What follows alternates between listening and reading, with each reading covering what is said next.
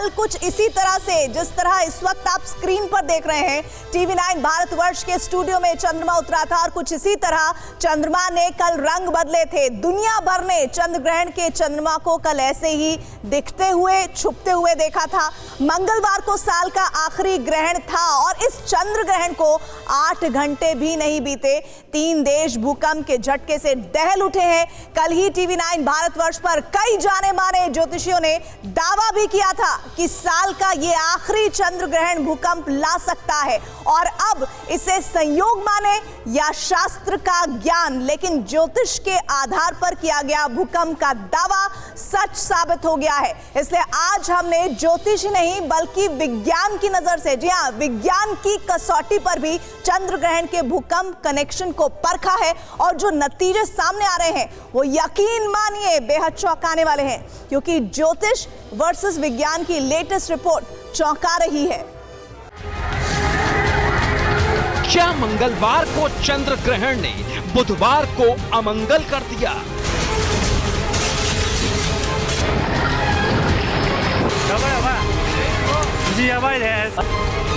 क्या चंद्र ग्रहण से जल में मची उथल पुथल ने धरती हिला दी? सूर्य ग्रहण और चंद्र ग्रहण 15 दिन के अंतराल पर बनते हैं, तब ग्रहण से 40 दिन पहले और 40 दिन बाद तक भूकंप आने की संभावनाएं बनती हैं। क्या चंद्र ग्रहण से धरती की कोर तक हिल जाती है? हिल रहा था सब, हम लोग कुछ समझ पाते, कोई बोला भूकंप है, भूकंप, हम लोग डर के मारे। मैं बेड पे था, अपने बेड हिला, से मालूम हुआ कि हाँ भैया एकदम सब पब्लिक बाहर आ गई। बड़ी आपदा टल गई, क्या बड़ा विनाश बाकी है?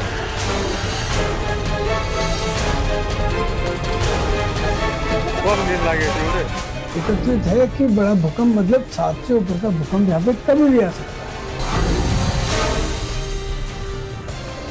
दिल्ली, नोएडा की मल्टी स्टोरी में रहने वाले सावधान रहें। शिमला, देहरादून के बंगलों में रहने वाले सचेत हो जाएं। जम्मू कश्मीर के लो फ्लोर फ्लैट में रहने वाले ध्यान से सुने, धरती कभी भी डोल सकती है।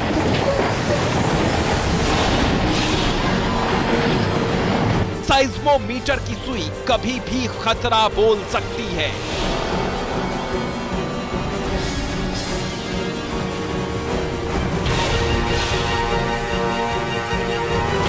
चंद्र ग्रहण के कुछ घंटों बाद कुदरत ने बड़ा अलार्म बजा दिया है।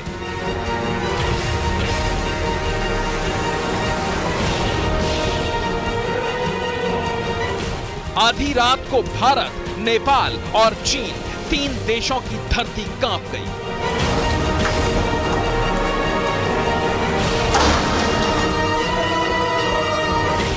यूपी और उत्तराखंड में दहशत फैल गई। दिल्ली एनसीआर में आधी रात को लोग घरों से बाहर निकल आए।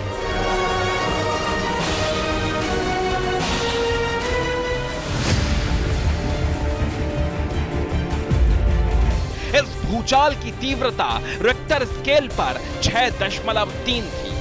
एपी सेंटर नेपाल में था, इसलिए सबसे ज्यादा नुकसान भी वहीं हुआ।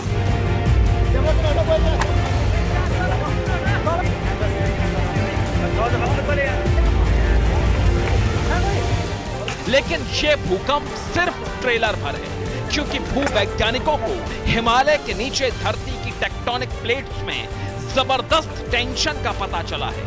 ऐसी टेंशन जिसका रिलीज होना तय है।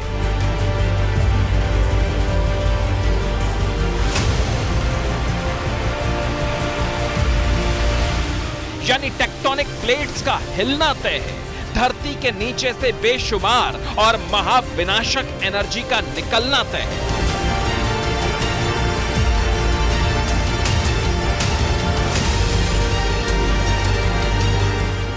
यानी एक बहुत बहुत बड़े भूकंप का आना तय है।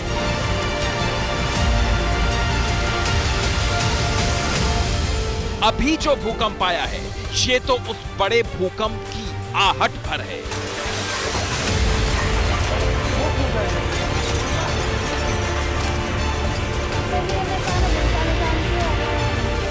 ये जो छोटे छोटे भूकंप आते हैं और जो उसमें ऊर्जा का रिसाव होता है, ये बहुत कम होता है। हम ये कहें कि ये 2 मैग्नीट्यूड के अर्थक्वेक बहुत ज़्यादा आ रहे हैं, 3 के आ रहे हैं, 4 के आ रहे हैं, या इवन ये 5-6 के भी आ रहे हैं, तो ये बड़े भूकंप के को जो है वो नगण्य कर देगा, उसको नलीफाई कर देगा, ऐसा नहीं है। यहाँ पर जो प्लेट की मूवमेंट है, जो कि हम जीपीएस से स्टडी करते हैं, वो ये बताती है कि ऊर्जा एकत्रित है, और ये एकत्रित है कि बड़ा भूकंप मतलब 7 से ऊपर का भूकंप यहाँ पे कभी भी आ सकता है। नेपाल और उत्तराखंड में आए भूकंप के झटकों के बाद वैज्ञानिक दावा कर रहे हैं कि जमीन के नीचे धरती की टेक्टोनिक प्लेट जो हैं, उनकी एनर्जी अभी ठीक से रिलीज नहीं हो पाई है और आने वाले वक्त में रिक्टर स्केल की तीव्रता में 7 से 8 तीव्रता के भूकंप के झटके आ सकते हैं, जो बेहद विनाशकारी होंगे।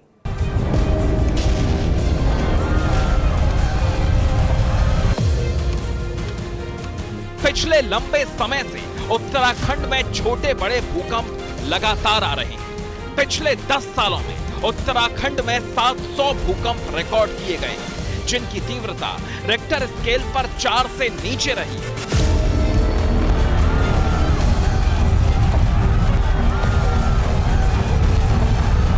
यानी हिमालय के नीचे लगातार हलचल मची है। इस रीजन में सबसे बड़ा भूकंप 1905 का कांगड़ा भूकंप और 1934 का बिहार नेपाल बॉर्डर पर आया भूकंप था।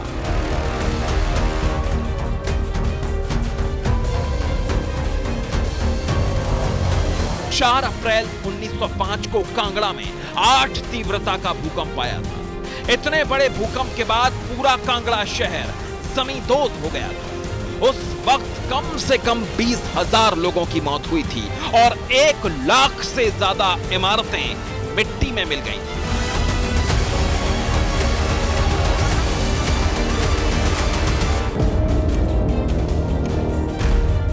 इसी तरह 15 जनवरी 1934 को बिहार और नेपाल में 8.5 की तीव्रता का भूकंप आया था। इस भूकंप में बिहार का मुंगेर शहर तो पूरी तरह खत्म हो गया था, लेकिन फिर लंबा सिस्मिक गैप हो गया।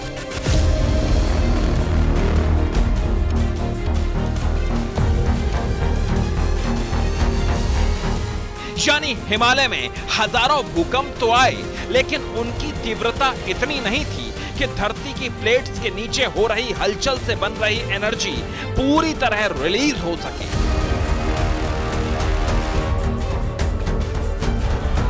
और फिर आया 25 अप्रैल 2015।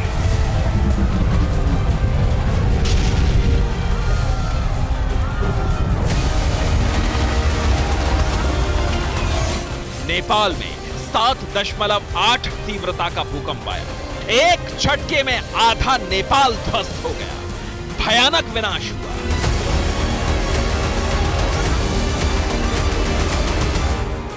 10,000 से ज्यादा लोगों की मौत हो गई, लेकिन अब भी भूवैज्ञानिकों को रिपोर्ट मिल रही है कि हिमालय के नीचे फिर इतनी हलचल इकट्ठी हो गई है कि अब कभी भी इस इलाके में एक बार फिर 7 से 8 तीव्रता का भूकंप आ सकता है।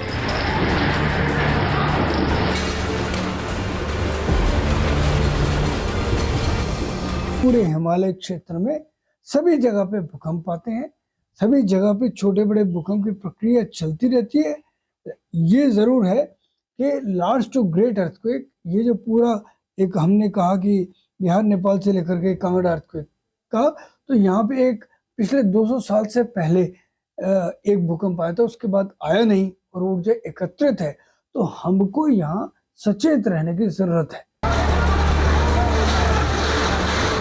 नेपाल में इस साल कम से कम 28 दफा भूकंप आए हैं। मुश्किल ये है कि तमाम तरह के वैज्ञानिक रिसर्च के बाद भी आज तक ऐसी कोई वैज्ञानिक टेक्नोलॉजी नहीं बनी है जो सटीक बता सके कि भूकंप की ठीक तारीख और वक्त क्या होगा।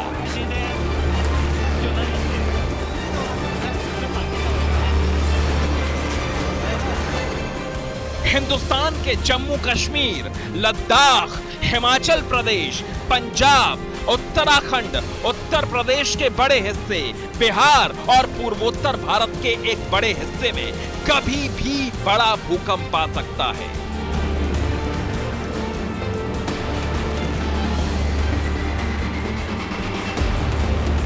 मंगलवार को चंद्र ग्रहण के बाद आधी रात को नेपाल में इस साल का सबसे बड़ा भूकंप आया और ज्योतिष शास्त्री मानते हैं कि चंद्र ग्रहण से पहले और चंद्र ग्रहण के बाद में भूकंप का खतरा हमेशा बना रहता है।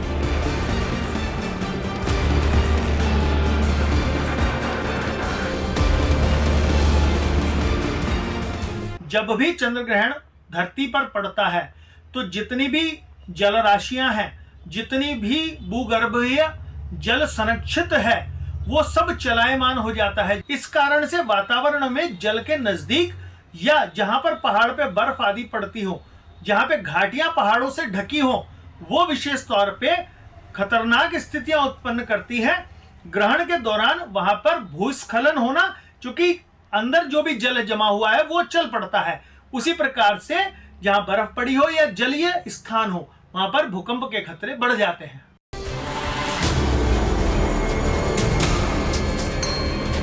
भूकंप और ग्रहण के कनेक्शन का सबसे पहले जिक्र भारत के प्राचीन गणितज्ञ वराह मिहिर ने खगोल शास्त्र पर लिखे अपने ग्रंथ बृहत संहिता में किया था। वराह मिहिर ने लिखा कि सूर्य ग्रहण और चंद्र ग्रहण से पहले और बाद के कुछ दिन धरती पर भूकंप के लिहाज से बहुत संवेदनशील होते हैं और खासकर चंद्र ग्रहण से पहले और बाद में धरती पर भूकंप का खतरा बहुत ज्यादा बढ़ जाता है।